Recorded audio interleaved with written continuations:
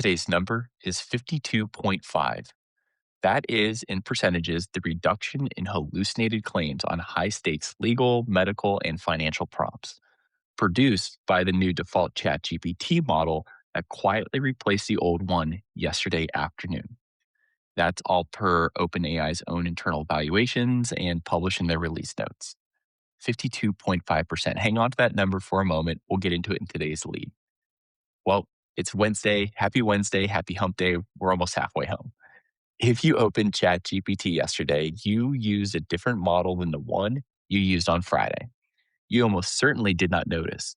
OpenAI didn't even put up a banner for it. They simply flipped the default.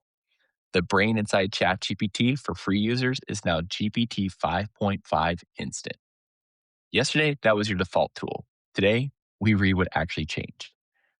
I'm Don Michalik, and this is your morning intelligence for Wednesday, May 6th, 2026.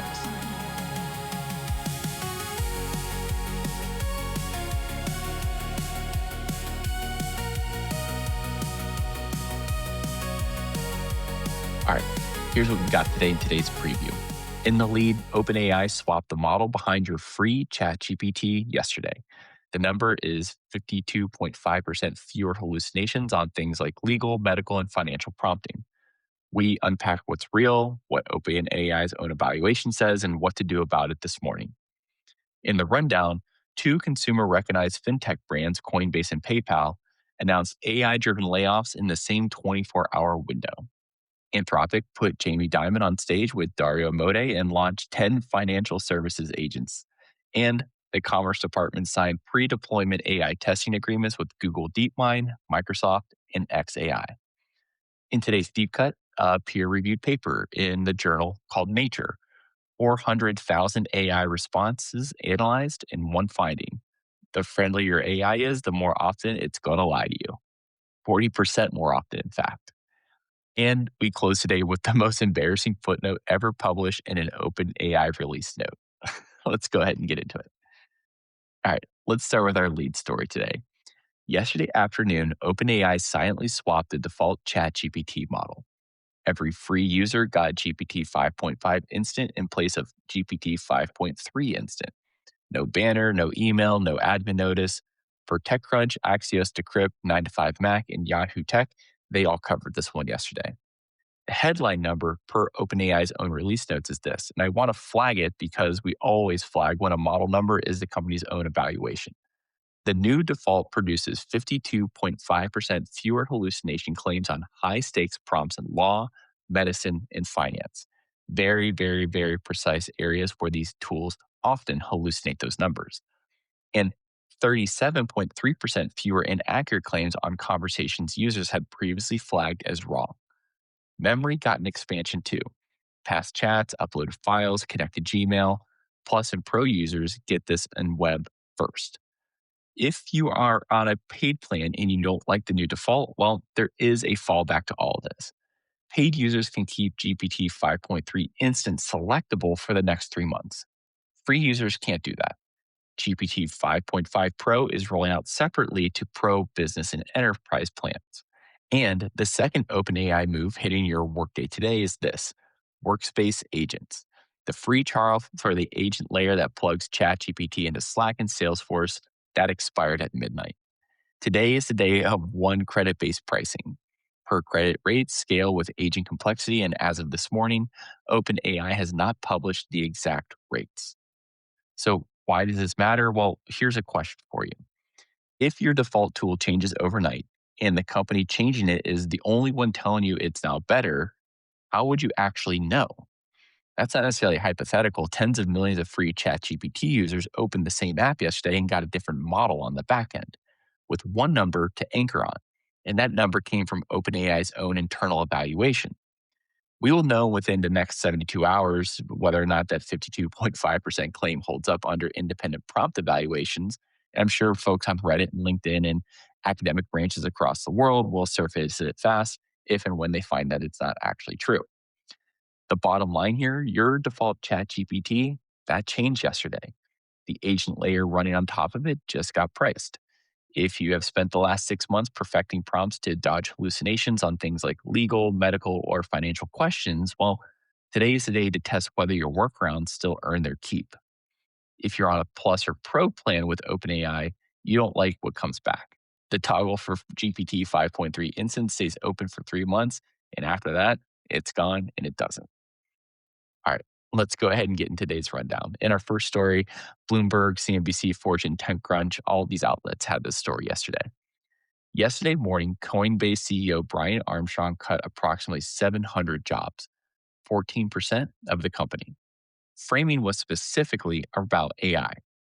Armstrong wrote that engineers using AI can, quote, ship in days what used to take a team weeks to do, end quote. Coinbase is doing two structural things here. It is first eliminating what Armstrong called pure managers in favor of player coaches who manage and do IC work. And it's testing AI native pods, one human directing agents that handle the workload of a full engineering squad. $50 to $60 million in restructuring changes alone. Then, hours later, PayPal, under new CEO Enrique Lores, announced a plan to cut approximately 20% of its workforce over the next 2 to 3 years, roughly 4,500 positions, reorganized into three different segments. The cost saving target is $1.5 billion. Lores called it PayPal, quote, becoming a technology company again, end quote. So what? Well, two consumer recognized fintech brands tied AI productivity gains to mass layoffs in the same 24-hour cycle. I actually took a look at this on the Kalshi market. Kalshi traders are now pricing in a 92% probability that 2026 tech layoffs will exceed last year's 447,000 number. If your job description has the word manager in it, but not the word IC or anything indicating that you're a player coach whatsoever, well, read both of these memos with a highlighter today. The playbook tends to spread. All right, let's move into our second story in the rundown. This one, again, was covered in Bloomberg, Fortune, CNBC, and I believe Axios had this as well. Yesterday, at an invite only event in New York called Briefing Financial Services, Anthropic launched approximately 10 pre built Claude powered agents for finance work alone. The list is the news here: pitch books, earning analysis, credit memos, underwriting, KYC compliance, month end close, statement audits, valuation analysis, general ledger reconciliation, insurance claim processing. All of those are running on Claude Opus 4.7, plus full Microsoft 365 integration, Claude in Excel, PowerPoint, Word, and Outlook with context carrying between those apps, and a data partnership with Moody's, which covers 600 million companies. Named clients on the stage were all the big players, everyone you would expect: Goldman Sachs, Visa, Citi, AIG, JP Morgan Chase. JP Morgan Chase CEO Jamie Dimon first shared stage appearance with Dario Amodei, called AI, quote, so powerful it's worth the $1 trillion investment, end quote. So what? Well, again, another question for you. If you write earnings analysis, credit memos, KYC reports, valuation models, month end close statements, what does your job description look like in 18 months? That list is a list of pre built agents at five of the largest financial institutions in the world. Again, Goldman, Citi, AIG, JP Morgan Chase, Visa. The next reorg they run will use that list as a template. So, what are you going to do about it? And how are you going to differentiate your skills from the tasks you do from your day to day work? All right, our third story in the rundown: quick, NSST, CNBC, CNN, all the alphabet soups, Washington Post, they all had this one. Yesterday afternoon, the Commerce Department Center of AI Standards and Innovation signed a pre deployment testing agreement with Google, DeepMind, Microsoft, and xAI. Add those three to existing agreements with OpenAI and Anthropic, and that is now 5 frontier AI labs under federal pre deployment review. The Trump administration's most concrete AI oversight step yet, a reversal from the same administration that, on day one, rolled back Biden era safety rules. Per the New York Times Monday night, an executive order to formalize a framework is being drafted as I speak. So what? Well, every public AI release you use for work, Copilot, Gemini, Grok, even ChatGPT, Claude, Perplexity, all those models, now passes through one Commerce Department checkpoint before it gets to you. When the next big model lands and feels noticeably more conservative on maybe some certain prompts, well, this may be certainly why. All right, a quick pause here before we keep going. If you're enjoying Morning Intelligence, do me a quick favor. Forward today's episode to one person on your team who keeps asking you what's actually changing in the world of AI.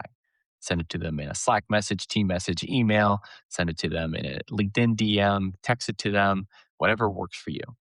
The lead is the first 90 seconds. They'll get it right away. And you would really help me if you'd help the show grow. Thank you so much. Let's go ahead and get in today's deep cut. All right. For today's deep cut, let's get into it. Yesterday, an Oxford University research team published a peer reviewed paper in the journal called Nature. They evaluated 5 AI models, including GPT 4o, Llama, Mistral, and a couple others, across more than 400,000 responses. And here's what they actually tested. They took the same models and trained 2 different versions. One version being more empathetic, warmer responses, friendlier tone, you get the idea. The other version, deliberately colder and more clinical. Again, the same model, same parameters, just different tuning on the tones. Then they asked both versions to set high stakes prompts for medical, historical, and factual relevance. The warm trained models produce 10 to 30% more factual errors than the cold versions on the same prompts. Again, same architecture, same parameters, just a little bit of a different tone. They were warmer. And the harder finding here, the warm models were 40% more likely to agree with users' incorrect statements. Sycophancy as you see it today. The effect was strongest when the user expressed vulnerability or distress.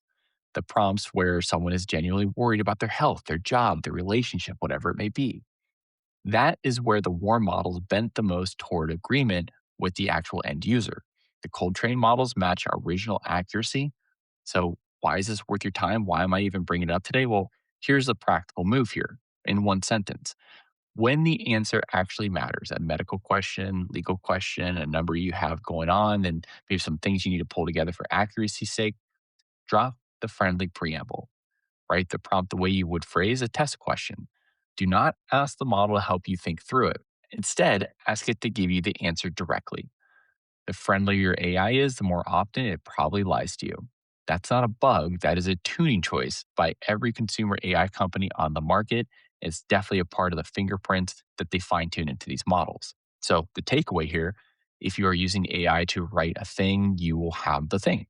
If you're using AI to be your friend about the thing, you will not have the truth about it whatsoever.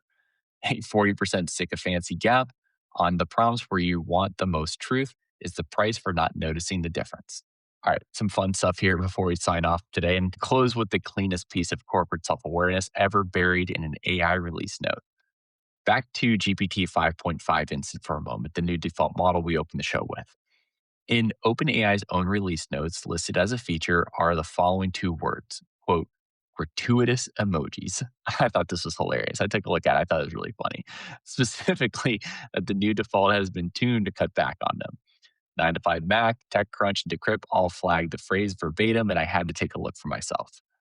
Run it back to the deep cut for a moment here. The same week, one of the largest AI labs in the world published a peer reviewed paper showing warmth makes models 40% more sycophantic, while OpenAI shifts a model whose explicit written goal is fewer sparkles. I thought that was pretty funny. Not because they read the Nature paper, but because their own users were complaining about it. If you've been telling people for the last 12 months that ChatGPT uses too many emojis, well, you were right, and OpenAI took notice. And OpenAI just admitted it in writing. So go forth with that energy today. All right, for tomorrow, we have some teasers here for you. Sam Altman is currently expected on the stand next week for the Musk versus OpenAI trial, and we'll have the latest on any witness reordering or any outcomes of what's going on in the trial this week as it progresses towards next week's, where Sam Altman will take the stand.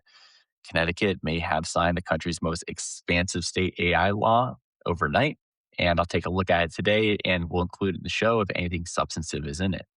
And we're still watching for the White House executive order on AI model vetting that the New York Times reported on Monday night. So we'll make sure to have that if anything breaking comes of that as well. So make sure to tune in tomorrow. There might be a lot of really cool stuff that we cover. And that's your morning intelligence for Wednesday, May 6th, 2026. If you like what you heard, hit subscribe from wherever you're listening. Share it with that one friend who keeps asking you, hey, what's going on in the world of AI? You know who they are.